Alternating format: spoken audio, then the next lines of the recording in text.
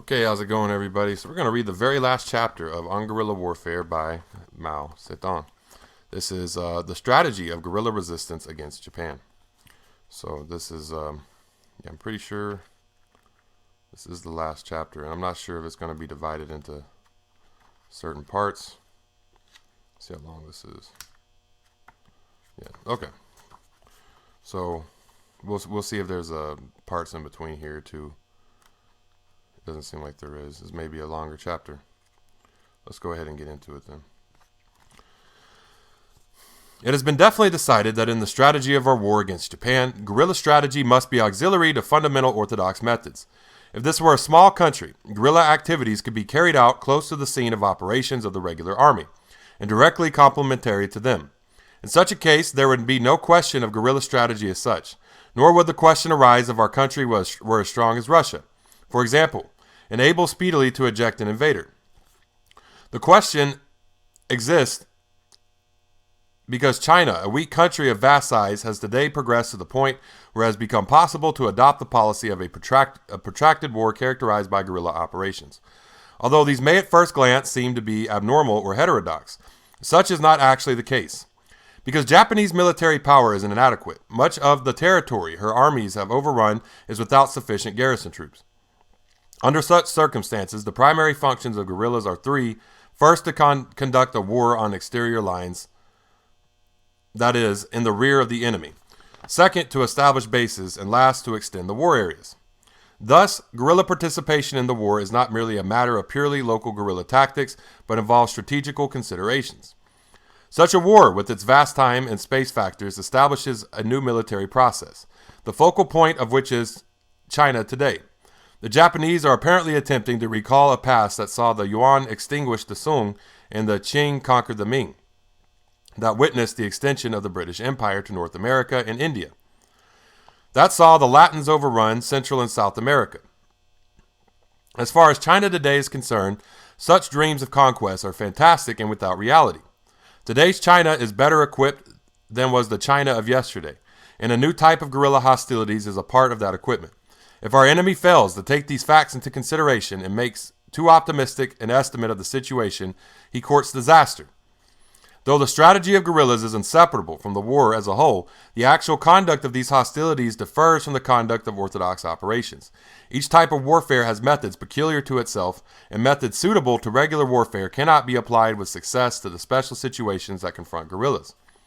Before we treat the practical aspects of guerrilla war, it might be well to recall the fundamental axiom of combat on which all military action is based.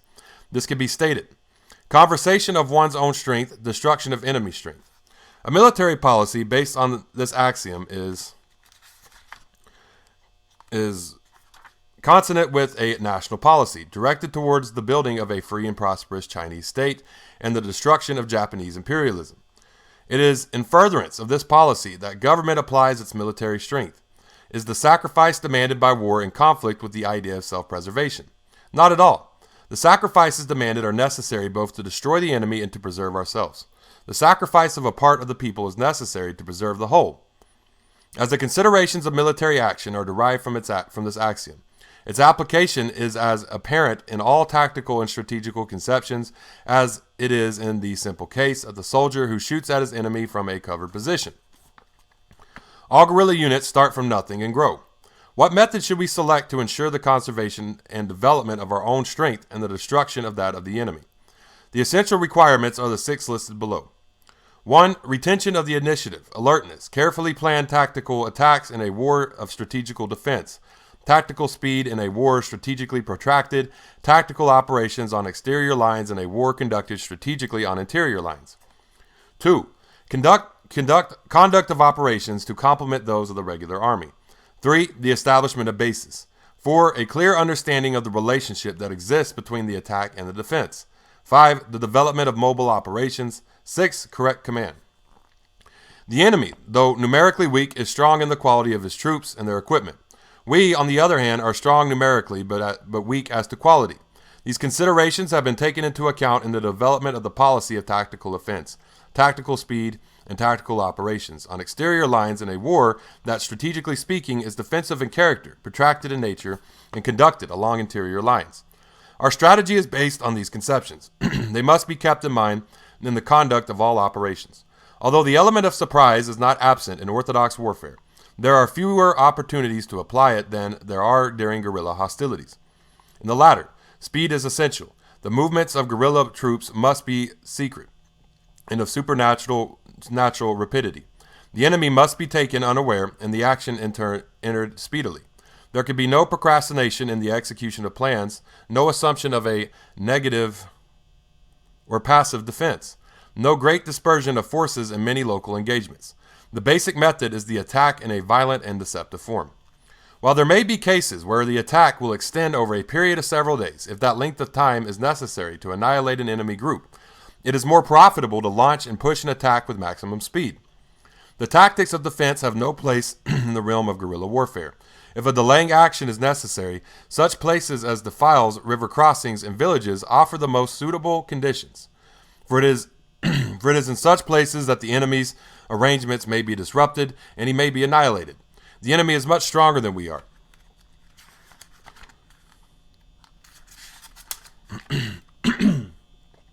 And it is true that we can hinder, distract, disperse, and destroy him only if we disperse our own forces. Although guerrilla warfare is the warfare of such dispersed units, I'm sorry, y'all. Although guerrilla warfare is the warfare of such dispersed units, it is sometimes desirable to concentrate in order to destroy an enemy. Thus, the principle of concentration of force against a relatively weaker enemy is applicable to guerrilla warfare. We can prolong the struggle and make of it a protracted war only by gaining positive and lightning-like tactical decisions, by employing our manpower in proper considerations and dispersions, and by operating on exterior lines in order to surround and destroy our enemy. If we cannot surround whole armies, we can at least partially destroy them. If we cannot kill the Japanese, we can capture them. The total effect of many local successes will be to change the relative strengths of the opposing forces. The destruction of Japan's military power, combined with the international sympathy for China's cause, and the revolutionary tendencies evident in Japan, will be sufficient to destroy Japanese imperialism. We will next discuss initiative, alertness, and the matter of careful planning. What is meant by initiative in warfare? In all battles and wars, a struggle to gain and retain the initiative goes on between the opposing sides. For it is the side that holds the initiative that has liberty of action. When an army loses the initiative, it loses its liberty. Its role becomes passive. It faces the danger of defeat and destruction. It is more difficult to obtain the initiative when defending on interior lines than it is while attacking on exterior lines. This is what Japan is doing. There are, however, several weak points as far as Japan is concerned. One of these is lack of sufficient manpower for the task. Another is her cruelty to the inhabitants of conquered areas.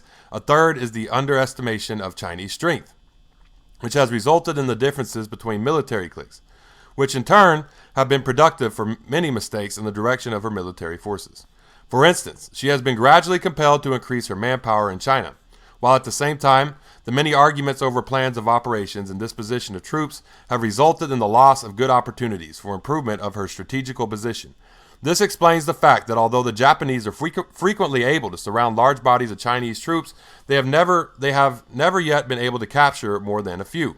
The Japanese military machine is thus being weakened by insufficiency of manpower, inadequacy of resources, the barbarism of her troops, and the general stupidity that has characterized the conduct of operations. Her offensive continues unabated because of the weaknesses pointed out. Her attack must be limited in extent. She can never conquer China.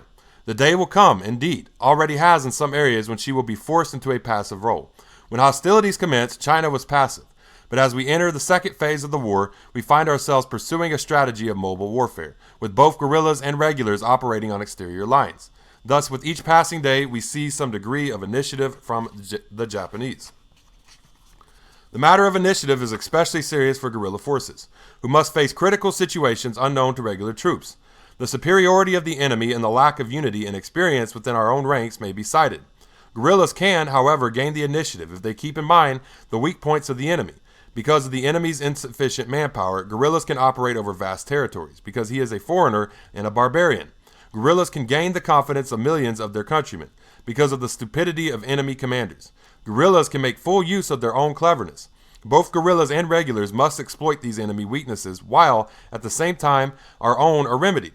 Some of our weaknesses are apparent only and are, in actuality, sources of strength. For example, the very fact that most guerrilla groups are small makes it desirable and advantageous for them to appear and disappear in the enemy's rear. With such activities, the enemy is simply unable to cope. A similar liberty of action can rarely be obtained by orthodox forces. When the enemy attacks the guerrillas with more than one column, it is difficult for the latter to retain the initiative. Any error, no matter how slight in the estimation of the situation, is likely to result in forcing the guerrillas into a passive role. They will then find themselves unable to beat off the attacks of the enemy. It is apparent that we can gain and retain the initiative only by correct estimation of the situation and a proper arrangement of all military and political factors. A too pessimistic estimate will operate to force us into a passive position, with consequent loss of initiative. An overly optimistic estimate, with its rash ordering of factors, will produce the same result. No military leader is endowed by heaven with an ability to seize the initiative. It is the intelligent leader who does so after a careful study and estimate of the situation, and arrangement of the military, and political factors involved. When a guerrilla unit, through either a poor estimate on the part of its leader or pressure from the enemy, is forced into a passive position, its first duty is to extricate itself. No method can be prescribed for this, as the method to be employed will, in every case, depend on the situation. One can, if necessary, run away, but there are times when the situation seems hopeless, and in reality, it is not so at all. It is at such times that the good leader recognizes and seizes the moment when he can regain the lost initiative. Let us revert to alertness. To conduct one's troops with alertness is an essential of guerrilla command. Leaders must realize that to operate alertly is the most important factor in gaining the initiative and vital in its effect on the relative situation that exists between our forces and those of the enemy. Guerrilla commanders adjust their operations to the enemy situation, to the terrain, and to prevailing local conditions. Leaders must be alert to sense changes in these factors and make necessary modifications in troop dispositions and to accord with them. The leader must be like the fisherman, who, with his nets, is able both to cast them and to pull them out in awareness of the depth of the water, the strength of the current, or the presence of any obstructions that may foul them. As the fisherman controls his nets through the lead ropes, so the guerrilla leader maintains contact with and control over his units. As the fisherman must change his position, so must the guerrilla commander. Dispersion, concentration, constant change of position. It is in these ways that guerrillas employ their strength. In general, guerrilla units disperse to operate. 1. When the enemy is in an overextended defense and sufficient force cannot be concentrated against them. Guerrillas must disperse, harass them, and demoralize them. 2. When encircled by the enemy, guerrillas disperse to withdraw. 3. When the nature of the ground limits action, guerrillas disperse. 4. When the availability of supplies limits action, they disperse. 5. Guerrillas disperse in order to promote mass movements over a wide area.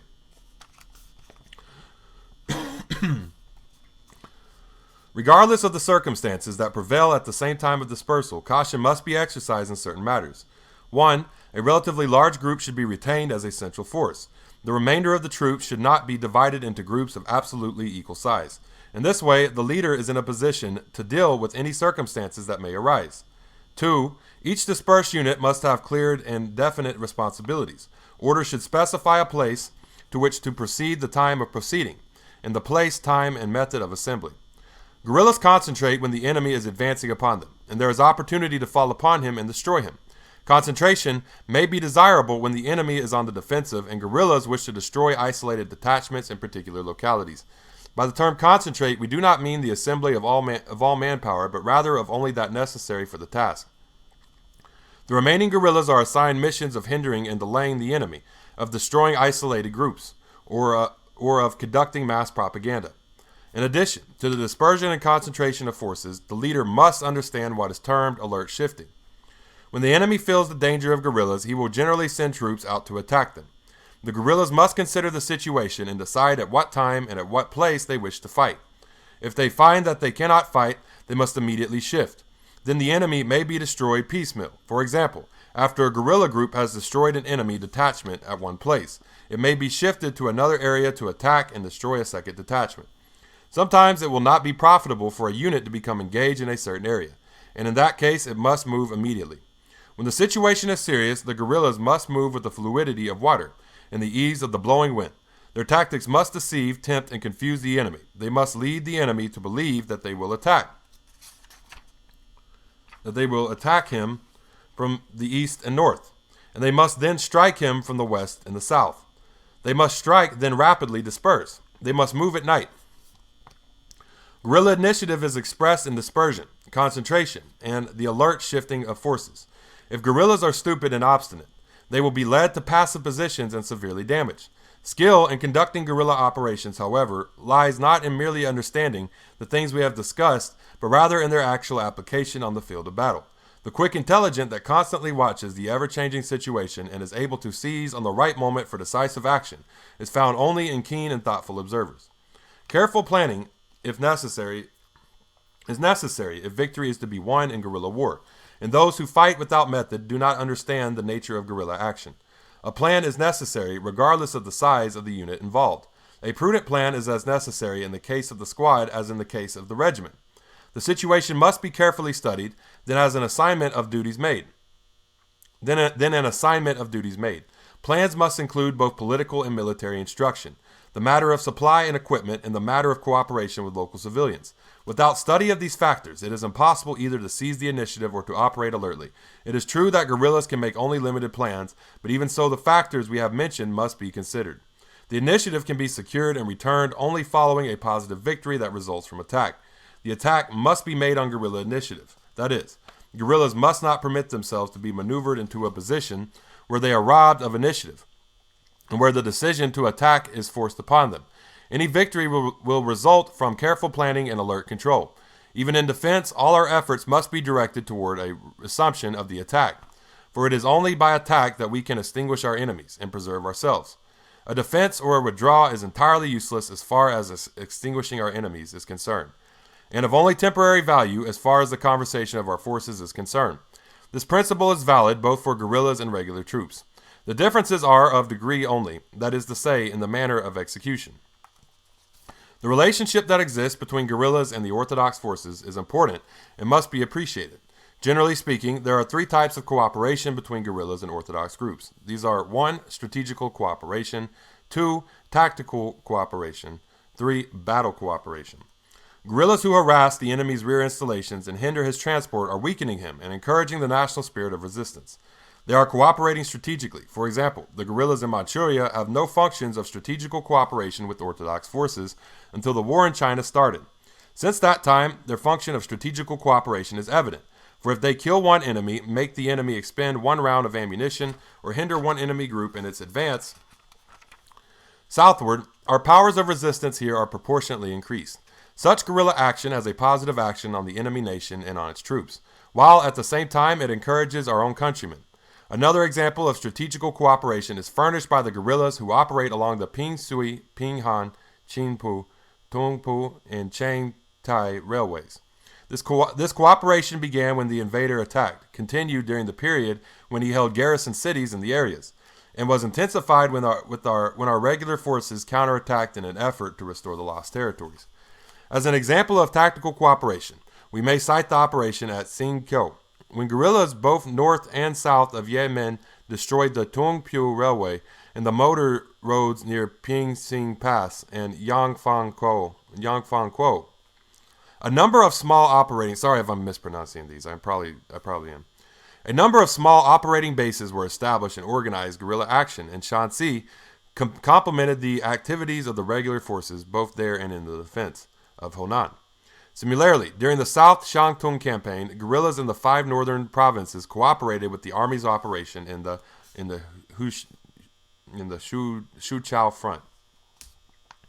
Guerrilla commanders in rear areas and those in command of regiments assigned to operate with orthodox units must cooperate in accordance with the situation.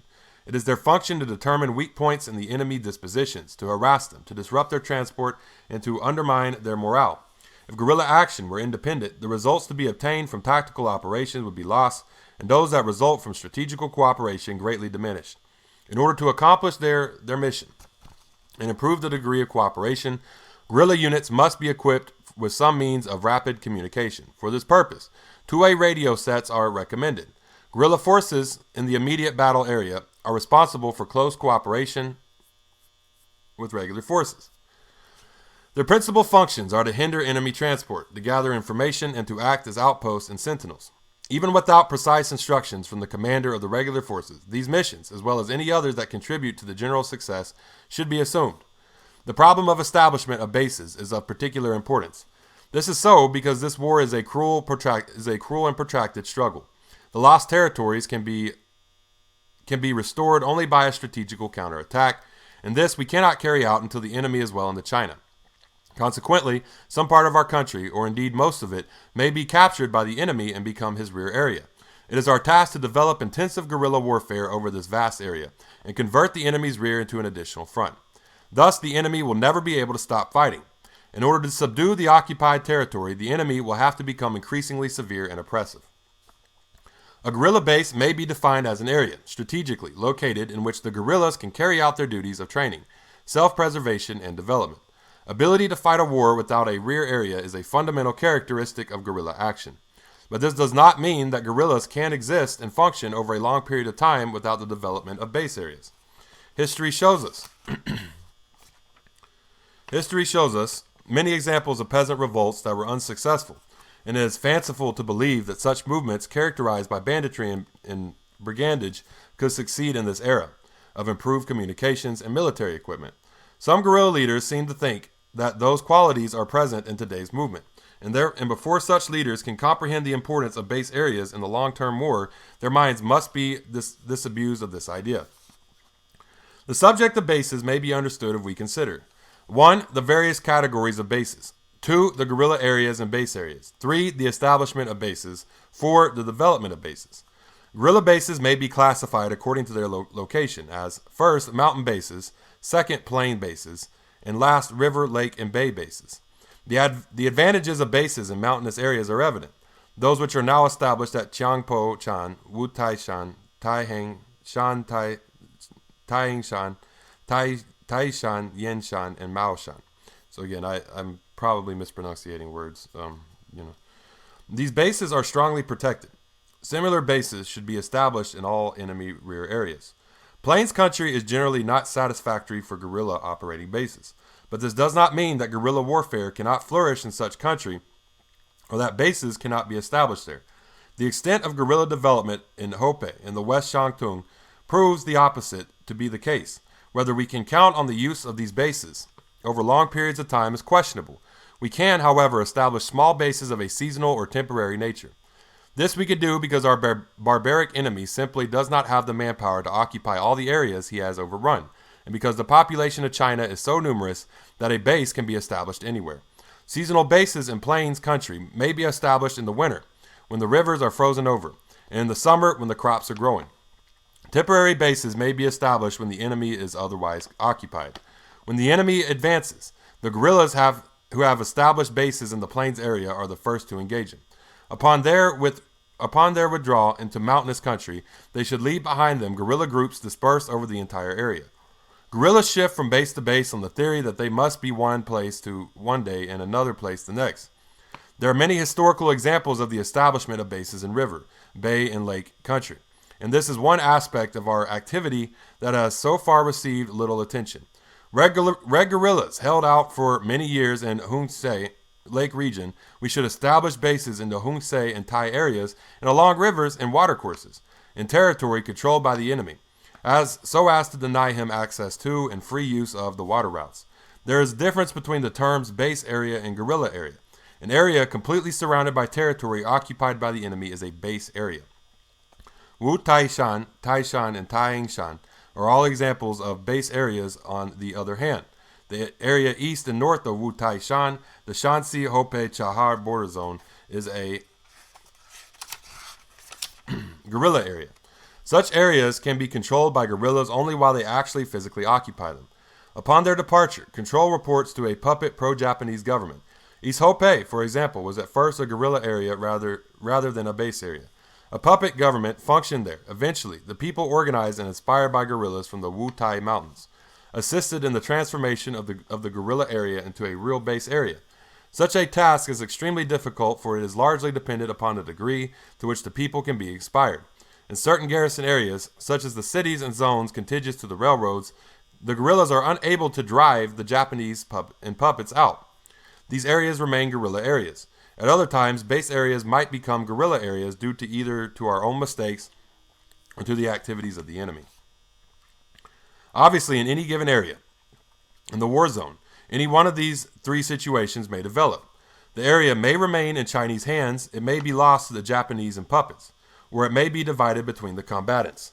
Guerrilla leaders should endeavor to see that either the first or the last of these situations is assured. Another point essential in the establishment of bases is the cooperation that must exist between the armed guerrilla bands and the people. All our strength must be used to spread the doctrine of armed resistance to Japan, to arm the people, to organize self-defense units, and to train guerrilla bands. This doctrine must be spread among the people, who must be organized into anti-Japanese groups. Their political instincts must be sharpened and their martial ardor increased. If the workers, the farmers, the lovers of liberty, the young men, the women, and the children are not organized, they will never realize their own anti-Japanese power. Only the united strength of the people can eliminate traitors, recover the measure of political power that has been lost, and conserve and improve what we still retain. We have already touched on geographic factors in our discussion of bases, and we must also mention the economic aspects of the problem. What economic policy should be adopted? Any such policy must offer reasonable protection to commerce and business. We interpret reasonable protection to mean that people must contribute money in proportion to the money they have. Farmers will be required to furnish a certain share of their crops to guerrilla troops. Confiscation, except in the case of businesses run by traders, is prohibited. Our activities must be extended over the entire periphery of the base area if we wish to attack the enemy's bases and thus strengthen and develop our own. This will afford us opportunity to organize, equip, and train the people, thus furthering guerrilla policy as well as the national policy of protracted war. At times, we must emphasize the development and extension of base areas. At other times, the organization, training, or equipment of the people. Each guerrilla base will have its own peculiar problems of attack and defense. In general, the enemy, in an endeavor to consolidate his gains, will attempt to extinguish guerrilla bases by dispatching numerous bodies of troops over a number of different routes. This must be anticipated, and the encirclement broken by counterattack. As such enemy columns are without reserves, we should plan on using our main forces to attack one of them by surprise and devote our secondary effort to continual hindrance and harassment. At the same time, other forces should isolate enemy garrison troops and operate on their lines of supply and communication. When one column has been disposed of, we may turn our attention to one of the others in a base area as large as Wu Tai Shan. For example, there are 4 or 5 military subdivisions. Guerrillas in these subdivisions must cooperate to form a primary force to counterattack the enemy, or the area from which he came, while a secondary force harasses and hinders him. After defeating the area in any area, we must take advantage of the period he requires for reorganization to press home our attacks. We must not attack an objective we are not certain of winning.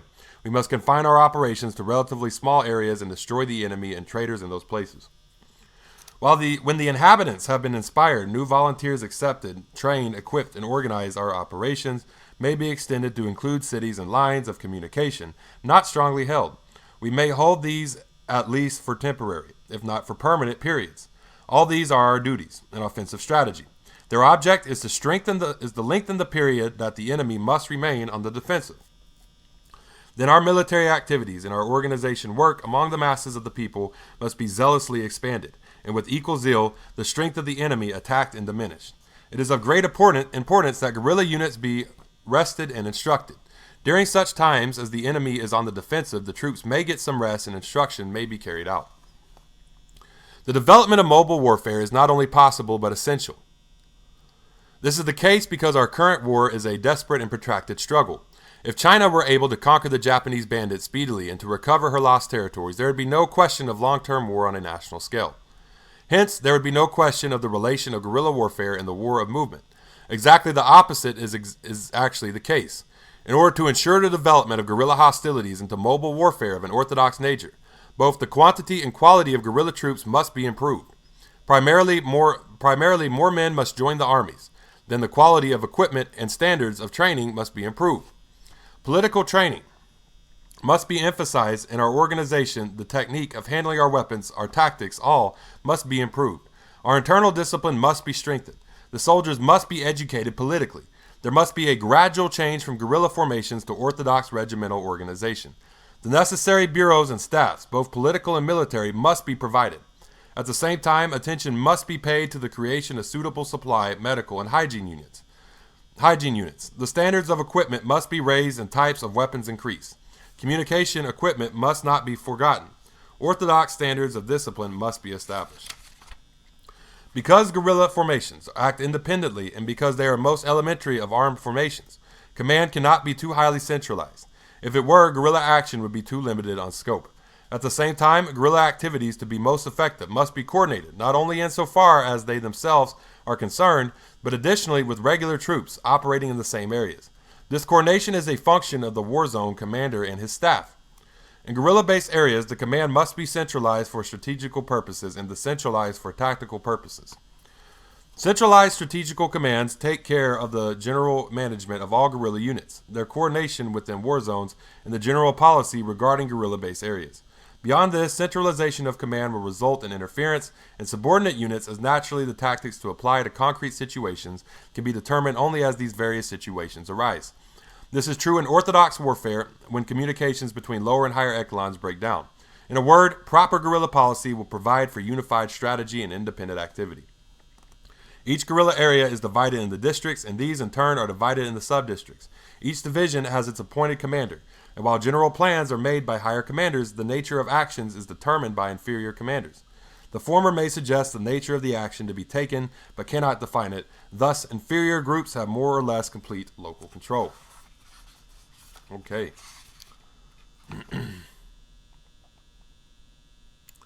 Yeah, so that's the end of On Guerrilla Warfare. Thank y'all for tuning in, and reading the book with me. Read all this in a couple days. So y'all hit me up on online, Facebook, Twitter, YouTube, TikTok, Tumblr, Medium. All of these are Marxists. Hit me up. Please do. Y'all have a great day.